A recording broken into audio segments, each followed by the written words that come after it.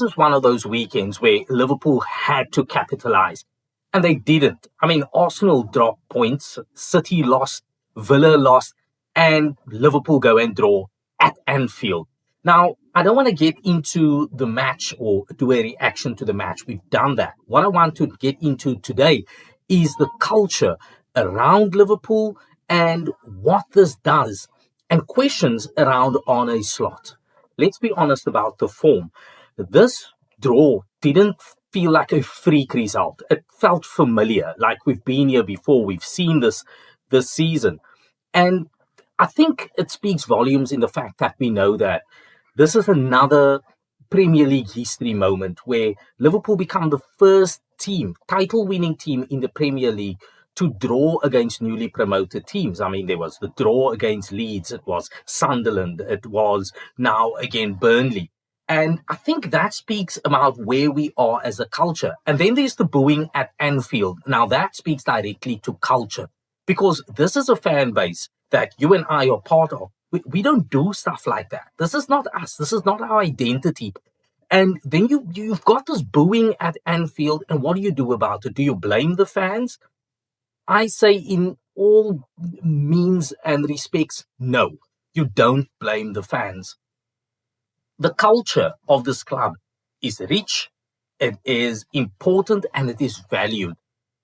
At Anfield, and especially on the Kop end, the fans are the 13th man. In this match against Burnley that we saw on the weekend, they were silent. They were quiet until it got to the end of the match and there was booing on the field. Now that tells me that this is a fan base that is bleeding, not just bleeding, they're hemorrhaging. They're hemorrhaging who they are. We're falling apart as a fan base. And I don't blame a single one of the Kopites who were there, who were screaming and were booing. When Jurgen Klopp was at Liverpool, in his tenure, there was speaks that he pretty much resembles Bill Shankly and what Bill Shankly had built and instilled in the club. There was also talks that he's got some elements of Bob Paisley. And what were those elements? I see a couple of videos where Jurgen Klopp just pops up in a pub. People are out there, Liverpool fans are out there having a good time, having a pint with the mates, and they're singing all of the Liverpool tunes, and all of a sudden, in comes Jurgen Klopp. He done the same thing here in Cape Town. We're sitting out, we're having a couple of pints on the V&A waterfront, and in walks Jurgen Klopp. One of his mates lives in Hout Bay here in Cape Town, and he was here for the holiday during the South African summer break, or that would be the winter break in the UK. And he was here, and he just happened to pop in at the local pub, came and had a pint and just had an afternoon sitting around there. It wasn't a formal thing. It wasn't a matter of, let's cordon off a section for Jurgen Klopp to go and sit one side. No, he walked in. He was one of the lads. We all had a good chuckle at a couple of jokes. And it became a moment of a manager who isn't just the manager of the club we all love and endear, but it became part, in essence, one of us who's actually at the helm of the club. And that's important for the culture. It means so much. So when Jurgen Klopp at the end of the match was out there and he was pumping his fist, the air punches, the crowd was right there, because what we saw as supporters and fans was that is one of us there. That's one of us. That could be me. It could be you. But it's Jurgen Klopp, and it's fine. He doesn't have this celebrity aura about him. Like he's this godlike figure on the top of the mountain, and the rest of us are these lowly peasants in the valleys. No, it was very much that we all love this club. We are all on the same level. We all love the same thing. We are frustrated by the same thing. And we want the same result for the club. And so when Jurgen Klopp goes through a slump and the results aren't there, some of us were a little bit frustrated with him, but we endured. We were patient, and we said, you know what? One of us is struggling at the moment. He's struggling to get things right in the locker room. He's struggling to get things right on the field. He needs time, and we will be there backing him. And I think part of that culture was lost. And what we were hoping for when Arne Slot walked through the doors was that he will be our Paisley figure. We've had the Bill Shankly now in Jurgen Klopp. Now we've got the Bob Paisley in Arne Slot. And he came in, and all of a sudden, there is just none of this culture. There isn't, it's one of us. It's really just, he's the manager of Liverpool now. And I think that is where the big divide is, this rift between where we are as fans and where the club is at the moment. And to me, for lack of a better word, my observation tells me there's this feeling of this gap that has formed between Liverpool as a club and where the fans are. Like now we are plainly just observers. He's not a manager that's close to the fans. He's not going to be out there fist pumping, shouting, Liverpool, Liverpool, Liverpool, which is what we want. This is who we are. It's our identity. And none of that is forthcoming. And so when the results do not go our way, and especially in games like this, we've got 12 games now where we haven't seen a loss, but the results haven't been fantastic. There aren't wins, and we expect to win as a Liverpool fan base, because that's what Liverpool Football Club does. If we had played better football so far this season, just in key moments, if we were better and we were sharper, we would have gotten the win. And now, because there's no relationship, I think, or very little of a relationship between Arne Slot and the fan base, the fans' patience are running thin. They've had it up to here, and we don't want to hear any more excuses. It was a low block. Oh, they made it difficult for us. Oh, we had a fantastic run, but we just couldn't get the ball into the top. It's your responsibility as a manager to make sure that happens. Put the strategy and the tactics in place to make sure that happens. You are accountable for the tactical gameplay that you put onto the field, and that display that we see there is part of your responsibility as a manager. And now, because there's no relationship, because it's not one of us, we would have done things a lot differently. We would have done things, I think, a lot better, in our opinion. And you are now being held fully accountable as a separate entity from the rest of us. And we can see that the cracks are showing, and you're papering over some of these cracks, and we won't allow it. That's where the culture of the club is at the moment. And we need a better culture of Liverpool Football Club. For this video specifically, I went back to the old jersey, because those are the days I long for. I long for when Jurgen Klopp was walking off from the field with his hand around one of the players, and someone who might not have had a brilliant game. He's got that guy under his arm saying, listen, don't worry, we'll sort this out, okay? This is an us problem. We'll sort it out together. We don't see that anymore. Matches finish, everyone disappears down the tunnel, and gone they are. And we'll hear from them again on the press releases. We'll have to come back tonight and watch clips on Sky Sports or on Super Sport to just get glimpses of what was said by the players after the match, what was said by the manager after the match. And that's really our only engagement. It's always on our television screens. There's nothing there for us. There's no relationship there. And that makes it very, very difficult. Culture, which is an integral part of this football club, has gone.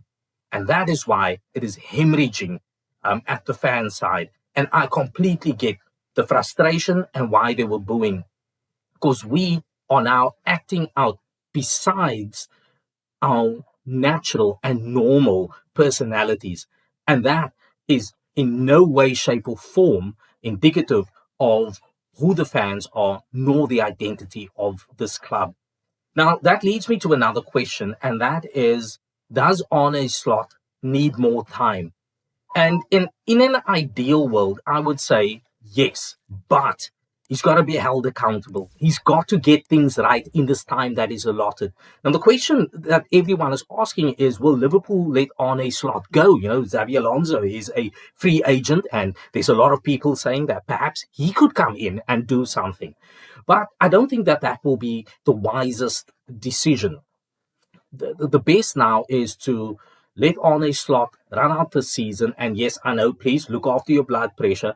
but let him run out the season. If he does get things right, if he tweaks it, he gets things right, he puts the system in place, then by all means, we have a future.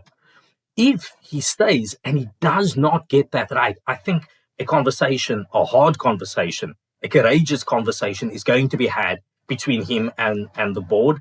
And I don't think it's going to swing in his favor. I think there are telltale signs that we are starting to see some of that a courageous conversation is going to come up at the end of the season. And I base this purely off the fact that Liverpool haven't made any signings in this January transfer window.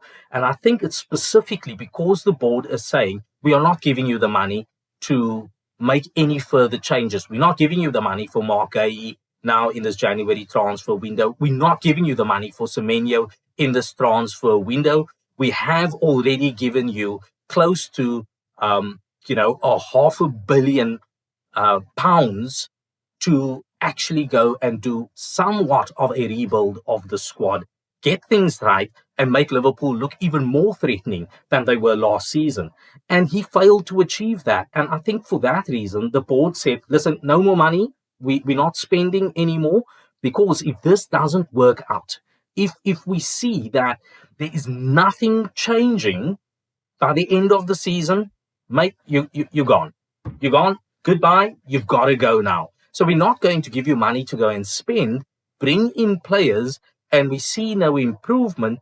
And now the club's got to sit with this bunch of players that you've acquired, and the next manager is not going to be using them. We see that type of thing happening right now at Liverpool, where Jurgen Klopp, for example, one example I'll give is went and acquired someone like Wataru Endo.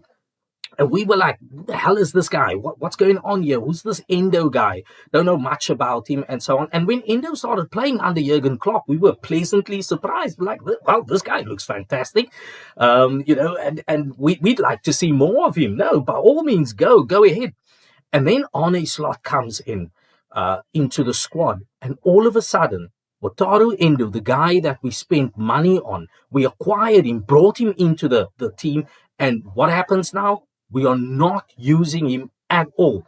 And yes, make the case that at the moment he is injured, he's not available. But even when he's not injured, we don't see him coming in. There's no place for him under Arne Slot in the team. And that's the risk you have, acquiring players now under one manager, bringing in another manager, and then expecting them to play the players that you as a board member have invested in. So I think for that reason, the board had said, we're not giving you any money. Get this thing right now. You've got until the end of the season. Fix it. Or else it's goodbye. We'll bring in a new manager and we'll give that person more money to go and spend and try and undo what you've done with this team for this current season. And so I think that's where Liverpool are at as a club, and I think that is the message that they've given to Arne Slot. But on the other side, I don't want to put all the blame on Arne Slot. He's not to blame for everything. There are moments that we have seen, and I've addressed this before, where we've actually seen Slot on the field voicing his discomfort, his unhappiness, and his frustration with what he's seeing on the field. When players aren't actually doing or implementing what he has asked them to do. And you can see in key moments, if they had done what he's showing them to do for the midfield to start pushing forward, and they actually don't do that, you can actually see, we could have picked up a second ball there. We could have looked more threatening there. And we actually didn't. The players just laid back. They were walking, across back to their position. And I'm thinking about a player like Milos Kerkez. No urgency at times, especially in that Burnley game. No urgency. I don't know. Go and have a look at it again. He runs out of position, does a fantastic tackle. Liverpool wins the ball back, and then he walks across back to his position. No, you've got to be sharp. Get back to your position, because if we lose the ball up front and they make a counter, we need you in your position. So there are moments where the team weren't looking very convincing, and it looked like it's not all on Arne Slot. Yeah, we have to deal with those things. Once again, that is something that the manager has to be managing. And when it comes to press conferences, I've also been very alert to the fact that Arne Slot covers for this team a lot. So he is doing his part. He's out there. He's making defensive statements, defending his players, so that the blame rarely falls on the team, but most of the time the blame falls on him. And I think he's happy to take that blame, which, you have to commend him for that. I take my hat off. Fantastic. But get the things right so that you don't put yourself into that position. That is the important thing that must be kept top of mind. When anyone goes and you go and work for an organization, a company, or, whatever it is, if you go and work there, they give you a set of duties and responsibilities that you need to fulfill. And within those are your areas of accountability.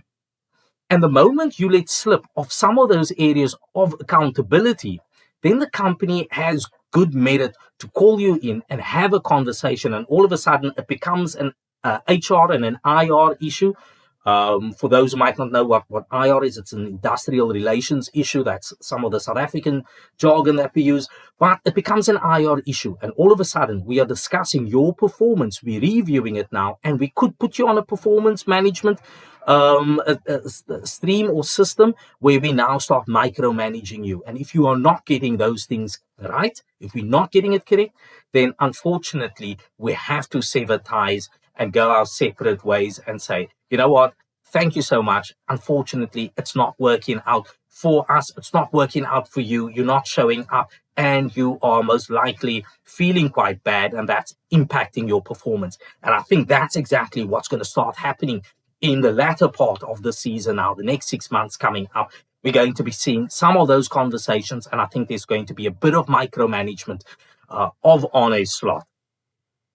Hopefully, that micromanagement and that performance management route will bring about some change, some positive change, and we'll see the impact of those changes on the field. Mohamed Salah now comes back into the squad after crashing out, Egypt crashing out at the AFCON, and well done to Sadio Mane and Senegal for taking that one in extra time. Crazy match. But we now see Mohamed Salah's coming back. There are still a number of injuries, but now is the time where Liverpool will be watched closely. We've got to do better than we've done in the Burnley game. Gone are the days now where I think you let your tallest forward in Cody Gakpo take corners. These corners are poor. It's not the best. And you've got one of the shortest forwards, Florian Wirtz, standing on the edge of the box. We can't be doing that. That is faffing around. That's messing up. Make smarter decisions. You are the manager. You are accountable. And until you get that right, the culture is going to be damaged and the fans are going to be booing at Anfield. Let me know. Am I correct? Yeah, am I a bit delusional? Am I going off my trolley? Let me know in the comments, what do you think? But for me, this needs to be fixed. And do you think this is a culture issue? Do you think there's something else that's underlying that needs to be fixed? What do you think needs to be fixed? Is it just the culture? Is there more to be fixed? And how do you feel as a Liverpool fan at this very moment? I'm keen to hear from you in the comments. Hit a like on this video. Hit that subscribe button if you haven't yet. We are on our way to 100 subscribers by the end of January. And I know we can do that because you'll never walk alone.